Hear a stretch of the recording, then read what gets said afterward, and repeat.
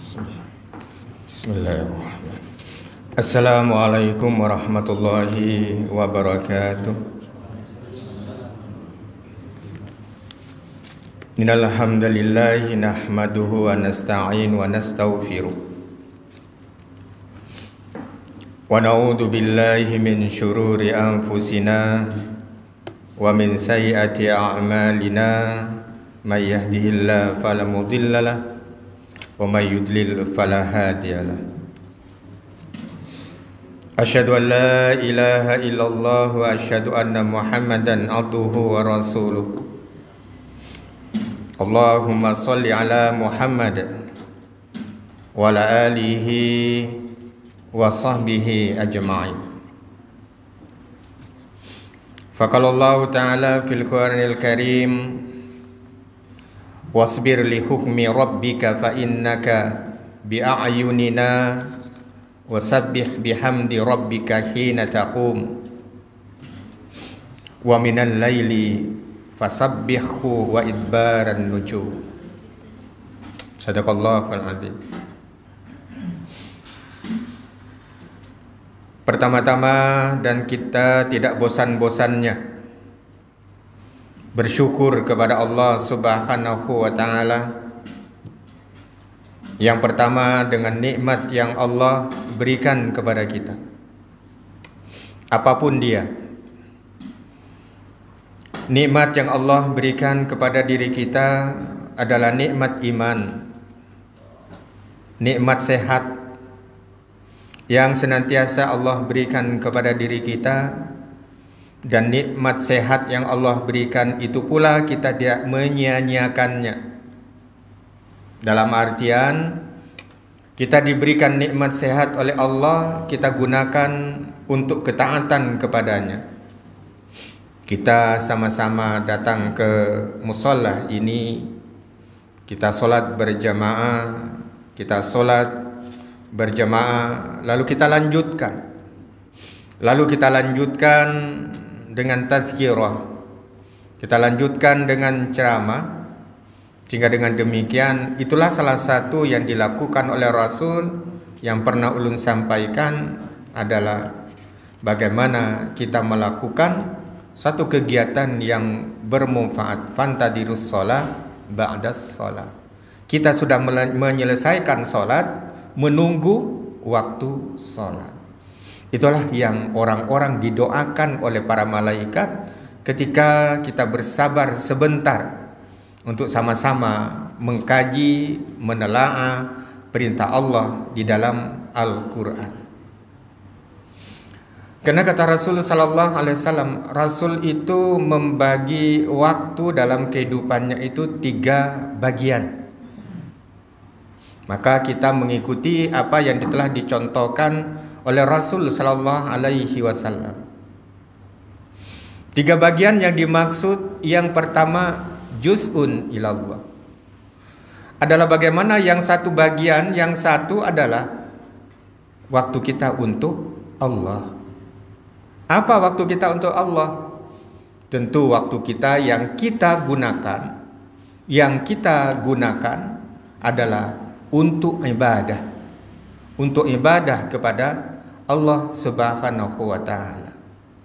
Kalau kita mengikuti haur-haur semuanya, kerendak nang kada haur ialah karena kita punya kegiatan masing-masing. Tapi ujar Rasul sallallahu alaihi wasallam, bagaimana kita membagi 3 waktu itu juz'un ilallah. Yang pertama adalah waktu kita untuk Allah, kapan? Sehingga dengan demikian, sesibuk apapun pian-pian berataan, masih menyempatkan diri untuk beribadah kepada Allah Subhanahu wa ta'ala. Yang kedua adalah juz'un li ahlihi. Yang satu bagian adalah waktu kita untuk keluarga. Itu adalah sesuatu yang penting. Tidak hanya kita melulu waktu kita untuk Allah, untuk beribadah terus, akan tapi melupakan keluarganya. Akan tetapi kata Rasul sallallahu alaihi wasallam, juz'un li ahlihi. Bagaimana separuh waktu itu digunakan untuk keluarga kita. Apakah kita dengan cara mencari nafkah untuk menghidupi keluarga kita. Bagaimana cara supaya itu menjadi ibadah? Niatkan ketika kita mau begawi, mau bekerja, melangkah dari rumah adalah untuk ibadah kita kepada Allah. Yang terakhir kata Allah kata Rasul sallallahu alaihi wasallam, juz'un li nafsih. Tidak hanya mementingkan untuk keluarga, akan tetapi kita mementingkan juga linafsi, juz'un linafsi, sebagian juga untuk diri kita sendiri. Begawi, berkhidmat sehingga kita lupa makan misalnya. Begawi, berkhidmat sehingga kita lupa untuk memberikan asupan yang bergizi. Yang akibatnya nanti adalah, yang rugi adalah diri kita sendiri. Ketika Rasul sallallahu alaihi wasallam mengucapkan juz'un li nafsi, itu masih membagi dua. Yang pertama juz'un li nafsi, yang kedua adalah bagaimana Rasul memikirkan umatnya atau memikirkan orang lain. Memikirkan orang lain dengan cara misalnya memberikan tausiah, memberikan pelajaran, membantu orang-orang yang tidak mampu. Artinya apa? Kita masih ada rasa peduli kepada orang lain. Itulah Rasul sallallahu alaihi wasallam membagi waktu itu, sehingga di dalam Al-Qur'an itu, dalam hidup ini kata Allah Subhanahu wa taala, yang pertama adalah di dalam surah At-Tur itu pada ayat yang ke-48 dan 49 yang ulun bacakan tadi, adalah kunci pertama untuk meraih kesuksesan ketiga waktu itu, kata Allah Subhanahu wa taala, kuncinya adalah kesabaran. Kata Allah Subhanahu wa taala, wasbir li hukmi rabbika fa innaka bi a'yunina wasabbi bihamdi rabbika hina taqum. Yang kata Allah Subhanahu wa taala, hendaklah kita bersabar berataan di dalam menunggu ketetapan dari Tuhanmu, maka sesungguhnya kamu berada di dalam penglihatan kami dimanapun kita berada.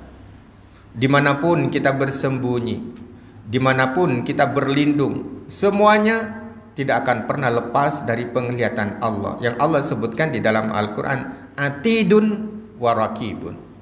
Atidun warakibun, dekat, diawasi secara atidun. Pengawasan Allah atid warakibun, sangat dekat. Artinya tidak ada yang tersembunyi dalam pandangan Allah Subhanahu wa taala. Oleh karenanya kata Allah Subhanahu wa taala dalam firman Allah Subhanahu wa taala, yang harus kita lakukan wasabbih, maka bertasbihlah bihamdi rabbika hina taqum. Artinya bertasbihlah dengan memuji Allah Subhanahu wa taala ketika kamu bangun, berdiri, dan bertasbih pula wa minal laili fasabbihu wa idbaran nujum. Kata Allah Subhanahu wa taala, di samping kita bertasbih kepada Allah pada saat kita berdiri, pada saat kita duduk, pada saat kita berbaring, maka bertasbihlah kepada Allah pada beberapa saat di malam hari dan pada waktu terbenam bintang-bintang, artinya pada saat malam hina taqum. Nah, itulah yang diperintahkan oleh Allah Subhanahu wa taala, bagaimana kita disuruh bertasbih. Kapan kita bertasbih? Pada saat kita berdiri, pada saat kita duduk. Dan yang kedua, dari konsep Rasul sallallahu alaihi wasallam, 3 waktu yang harus diperhatikan itu adalah bagaimana kita berikhtiar sungguh-sungguh, berusaha dengan sungguh-sungguh. Karena kata Allah Subhanahu wa taala di dalam berikhtiar sungguh-sungguh itu, wabtaghi fima ataqallahu ad-daral akhirah wa la tansa nasibaka minad dunya wa asin kama ahsanallahu ilaik wa la tabghil fasada fil ard innallaha la yuhibbul mufsidin.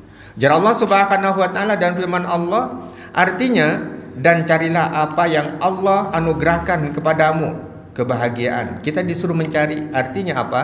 Kita disuruh mencari, kita disuruh untuk bekerja.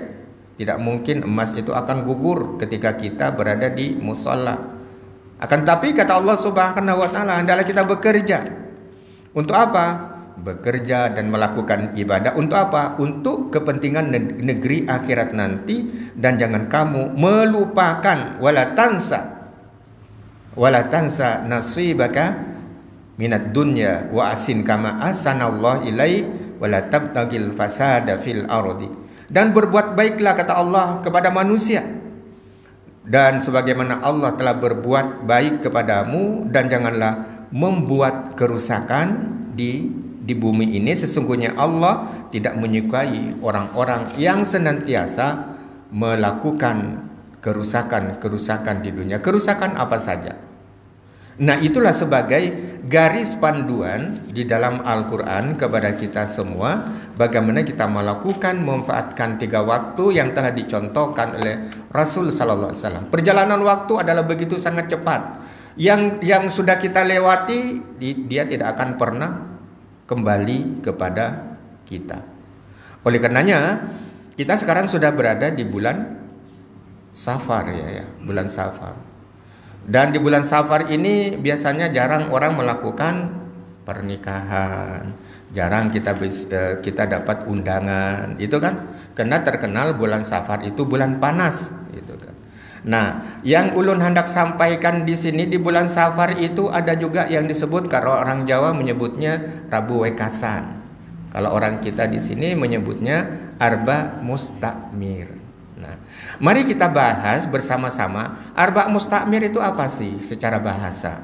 Itu yang pertama. Yang kedua, Arba Mustakmir secara istilah, dan Arba Mustakmir menurut Al-Quran. Gitu. Kalau menurut bahasa, Arba itu berapa? 4, ya.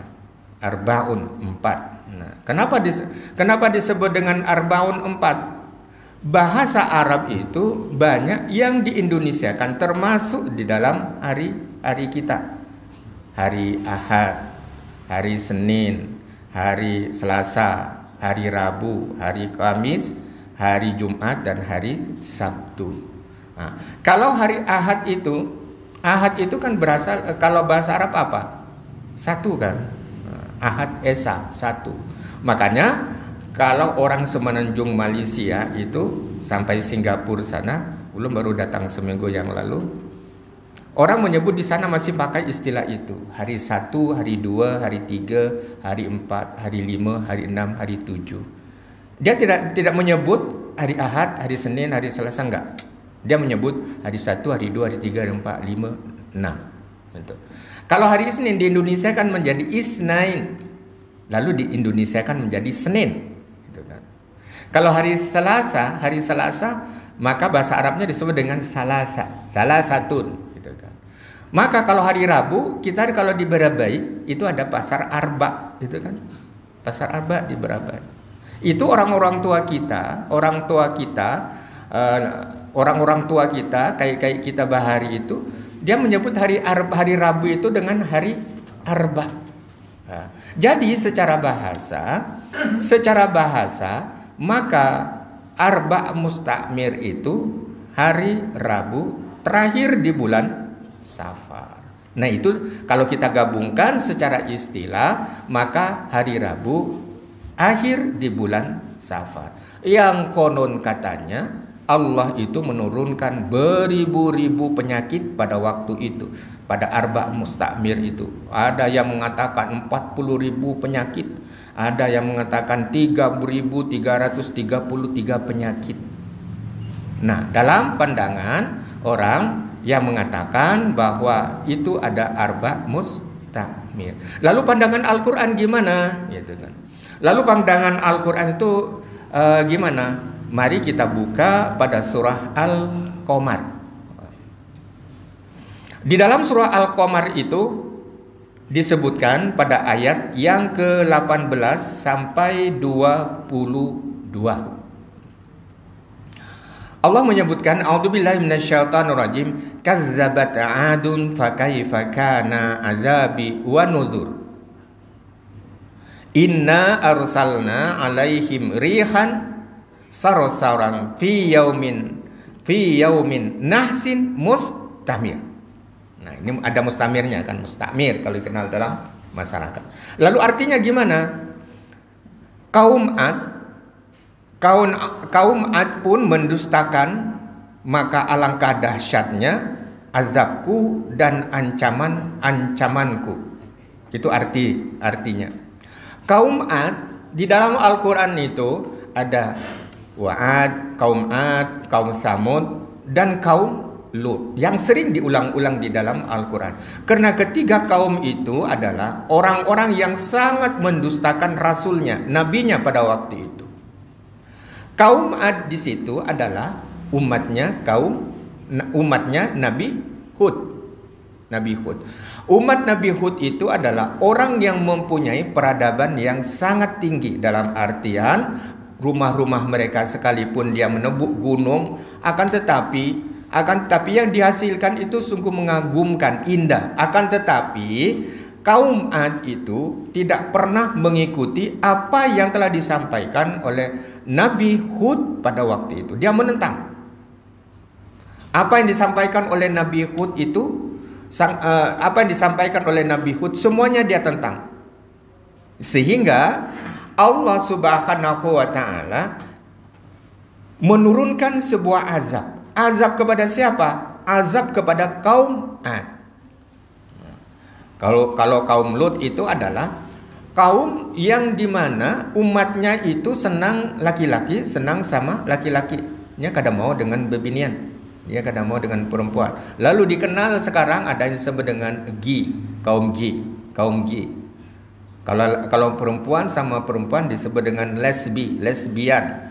Nah, umat Lut itu adalah senang dengan laki-laki, sehingga itulah yang disebut walutan idz qala liqaumihi a innakum lata'tunal fahisha. Kaum Lut itu suka berbuat perbuatan yang keji dan mungkar.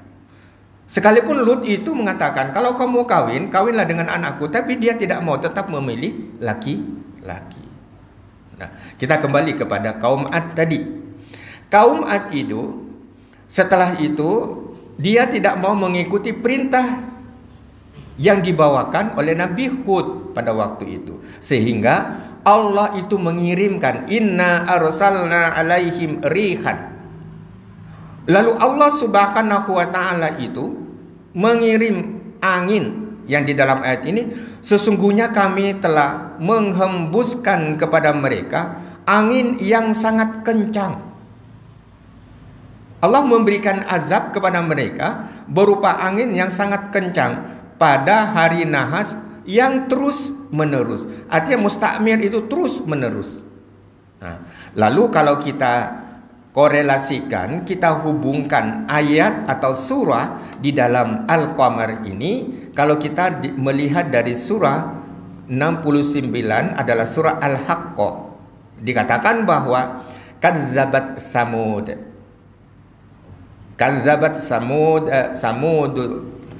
wa adum bil qari'ah.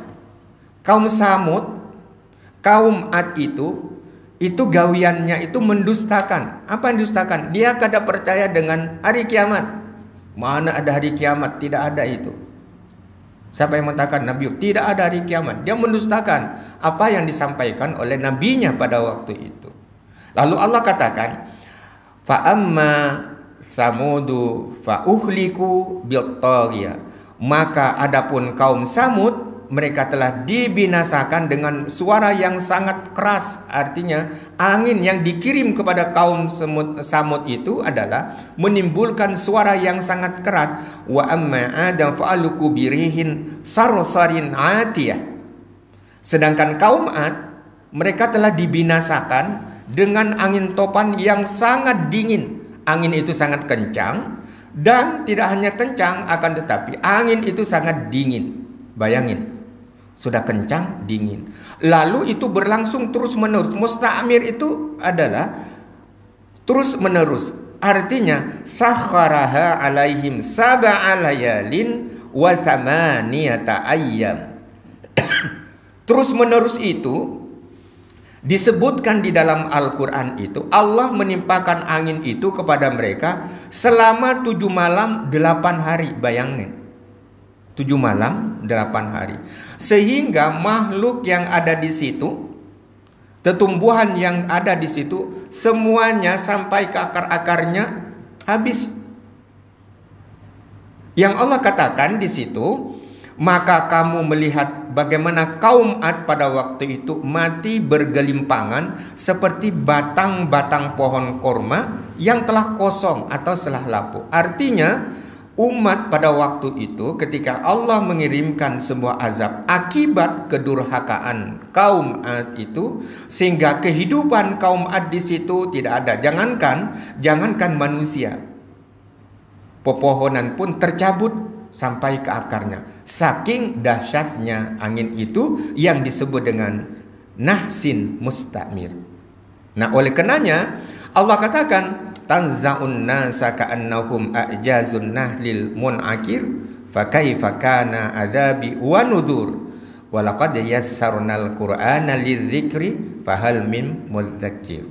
Kata Allah, disebutkan bahwa maka alangkah dahsyatnya azabku dan ancamanku, dan sesungguhnya telah kami mudahkan Al-Quran untuk kita mengambil sebuah pelajaran.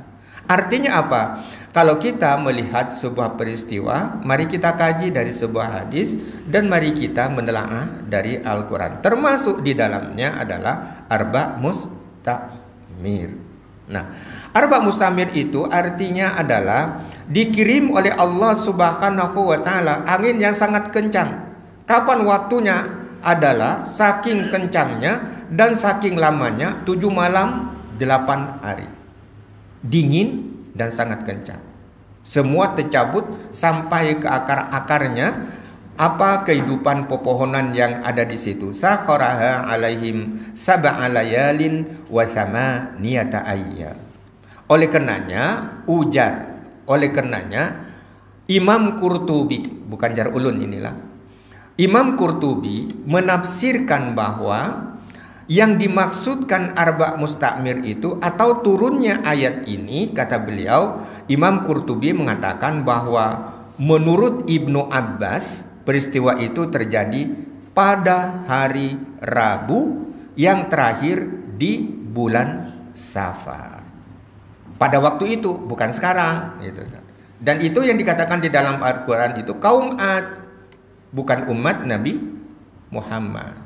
Nah, oleh karenanya kata beliau di akhir bulan Safar, yang dimaksud hari nahas di dalam ayat tersebut, Allah Subhanahu wa taala membinasakan kaum Ad yang kafir dan orang-orang yang mendustakan rasul mereka. Dengan kata lain, Allah tidak membinasakan rasulnya dan orang-orang yang beriman mengikuti apa yang disampaikan oleh Nabi Hud. Yang meninggal itu di dalam Al-Quran itu disebutkan adalah orang-orang kafir, orang-orang yang mendustakan apa yang dibawa oleh Nabi Hud. Tapi orang-orang seperti Rasul Nabi Hud pada waktu dan orang-orang yang beriman kepada Nabi Hud, begitu lamanya angin itu, sekalipun dingin dan kencangnya angin itu, mereka tidak dibinasakan. Nah, itu arba mustamir itu berlakunya adalah sesuai di dalam Al-Quran itu adalah berlaku untuk umat atau kaum Ad yang disebutkan di dalam Al-Quran pada surah Al-Qamar ayat 18 sampai 22. Sehingga Allah katakan kencangnya angin itu sudah kencang, dingin lagi, dan berlaku, kata Allah Subhanahu wa taala, 7 malam 8 hari secara terus menerus. Maka kamu akan melihat dan bisa membayangkan 7 malam angin itu bertiup kencang dan sangat dingin. Nah, itu disebut dengan Allah Subhanahu wa taala, fahal tara lahum mim baqiyah, maka adakah kamu melihat seorang pun yang masih tersisa di antara mereka? Artinya apa? Umat Nabi Hud yang tidak percaya, umat Nabi Hud yang tidak percaya dengan ajaran Nabi Hud pada waktu itu semuanya meninggal, semuanya mati, dikenakan oleh angin itu. Itulah sejarah. Itulah sejarah arba mustamir. Nah, jadi kita bisa juga, kita sudah mengetahui kalau ada orang misalnya ada betakon, ya coba lihat di surah Al-Qamar di ayat 18-22. Sambungannya di mana? Di surah Al-Haqqah. Pada ayat yang ke-8, pada ayat yang ke-4 sampai ayat yang ke-8. Suruh baca sendiri. Sehingga dengan demikian kita bisa mengetahui apa sejarah. Sejarah pun berasal dari bahasa Arab itu kan. Sejarah itu kalau bahasa Arab disebut dengan syajarah. Syajarah itu adalah pohon, di mana ketika Nabi itu mendapatkan wahyu, maka dia ditulis di kulit-kulit pohon, sehingga dikenal dengan syajarah. Nah, oleh karenanya jamaah rahimakumullah, Allah katakan menutup ayat ini, walaqad yassarnal qur'ana lidzikri fahal mim muddakir. Kata Allah Subhanahu wa taala, maka adakah orang yang mengambil pelajaran dari Al-Qur'an itu? Padahal kata Allah, dan sungguhnya kami telah mudahkan Al-Quran untuk pelajaran. Allah Subhanahu wa taala memudahkan kepada diri kita, memudahkan kepada diri kita untuk memahami Al-Quran. Maka adakah orang yang mengambil pelajaran itu? Nah, kalau kita mengambil sebuah dari pelajaran ini, maka kita sudah mengetahui apa yang disebut dengan arba mustamil. Lalu kata Rasul sallallahu alaihi wasallam, tadi kalau menurut Al-Quran, sekarang menurut Rasul sallallahu alaihi wasallam, kata Rasul sallallahu alaihi wasallam, qala Rasul sallallahu alaihi wasallam, la adwa wala tiyarata wala hamata wala safara. Kata Rasul sallallahu alaihi wasallam, tidak ada penularan penyakit dengan sendirinya. Tidak ada pula tiarah, kesialan, ramalan nasib, dan tidak ada pula pada burung-burung hantu, dan tidak ada kesialan pada bulan Safar. Kenapa tidak ada kesialan dalam bulan Safar? Di dalam sejarah itu disebutkan berlangsungnya pernikahan Rasulullah SAW dengan Khadijah binti Khuwailid binti Huwailid itu ada di bulan Safar. Di bulan Safar. Dan siapa ulama besar kita? Muhammad Syekh Arsyad Muhammad Al-Banjari, Muhammad Arsyad Al-Banjari itu dia lahir di bulan Safar juga. Kenapa ulun tahu? Karena ulun banyak mempelajari kitab-kitab beliau yang ulun dengan tim itu menjadikan kitab beliau itu sebagai referensi kurikulum di UNESCO. Dan barusan datang dari zuriat beliau itu ke dalam pagar kemarin minta izin, dan zuriatnya sangat welcome untuk jadikan sebuah mata kuliah atau pelajaran di kitab Sabilal Muqtadin dan kitab-kitab beliau yang lain. Artinya kalau kita lihat di dalam itu adalah sangat bersesuaian dengan apa yang disampaikan oleh Rasul sallallahu alaihi wasallam dalam fikih dan tauhidnya. Oleh karena jamaah rahimakumullah, Rasul mengatakan bahwa Rasul menyebutkan bahwa wala tiyarata wala hamata wala safara. Tidak ada kesialan. Misalnya kita mendengar burung hantu gitu kan. Misalnya ini di kampung ulun dulu kan. Misalnya di kampung itu ada suara burung hantu. Pasti ada orang mengatakan, siapakah yang hendak meninggal nih? Nah itu kan, ya, itu kan sebuah sesuatu yang kita tidak bisa membuat sebuah prediksi. Ini sudah 2 kali di sana, siapa pulang yang ditunggu oleh malaikatnya, kada kawajua kita kayak itu kan. Nah kita sudah tahu dasarnya bahwa Safar itu bukan bulan sial. Nah, sama dengan bulan-bulan yang lain. Sama. Hari semalam belum betakon, kenapa belum jelaskan ini? Hari semalam tuh ada yang betakon menelpon. Kalau bulan Safar itu apa yang dibaca, Pak? Kenapa? Saya bilang karena bulan Safar ini bulan panas. Pakai kipas itu kan supaya gak ada panas gitu ya. Atau masuk di AC kencangi sampai 18 anunya ya. Kedinginan kita kan. Kadang-kadang itu Pak aja karena ini. Nah, bulan Safar dengan bulan lain itu tidak ada bedanya. Akan tapi bagaimana kita disuruh untuk bertasbih kepada Allah, kita mohon kepada Allah di setiap saat. Kita bermohon kepada Allah, meminta kepada Allah di setiap saat, kita tidak mengkhususkan di bulan-bulan yang lain. Oleh karenanya, tapi karena ini merupakan sebuah kebiasaan atau wallahu alam ya. Nah, itu orang kalau sudah bulan Safar ini takutan orang hendak nikah. Ulun juga nikah bulan Safar. Alhamdulillah Allah masih memberikan ketentraman dalam kehidupan ini, sehingga dengan demikian apa yang kita lakukan itu, apa yang kita kerjakan itu, dan apa yang kita ucapkan itu tahu dasarnya. Sehingga dengan demikian kalau ada orang lain itu menjelaskan, kata orang lain itu menanyakan, kita bisa menjelaskan kepada yang bersangkutan apa sih yang disebut dengan arba mustamir itu. Nah, itulah yang disebutkan kata Rasul sallallahu alaihi wasallam, juz'un li nafsi, itu ada dua. Selain kita tahu sendiri, akan tapi bagaimana kita menjelaskan kepada orang lain. Nah, itu masih berbagi, tidak hanya untuk diri kita sendiri ilmunya, akan tetapi kita berbagi dengan orang lain. Ulun belajar ini dulu di pesantren dengan Ustadz Ulun. Jadi ulun menyampaikan dengan pian, sekalipun pian sudah tahu, bisa mengulangi, ya lebih ingat lagi. Karena kata Allah Subhanahu wa taala, kalau ada yang berkeyakinan bahwa di arba mustamir sekian ribu penyakit, masya Allah, itu kan. Karena kata Allah, kul la yusibana illa ma kataballahu lana huwa maulana wa 'alallahi fal yatawakkalul mu'minin. Ujar Allah, sekali-kali tidak akan menimpa kami melainkan apa yang telah ditetapkan oleh Allah Subhanahu wa taala. Apa yang telah ditetapkan oleh Allah, maka kita disuruh untuk berlindung, dan hanya kepada Allah kita harus bertawakal. Bertawakal itu adalah berserah diri. Oleh karenanya berserah diri kepada Allah Subhanahu wa taala. Karena kata Allah di dalam ayat yang lain, alladzina idza asabathum musibah qalu inna lillahi wa inna ilaihi raji'un.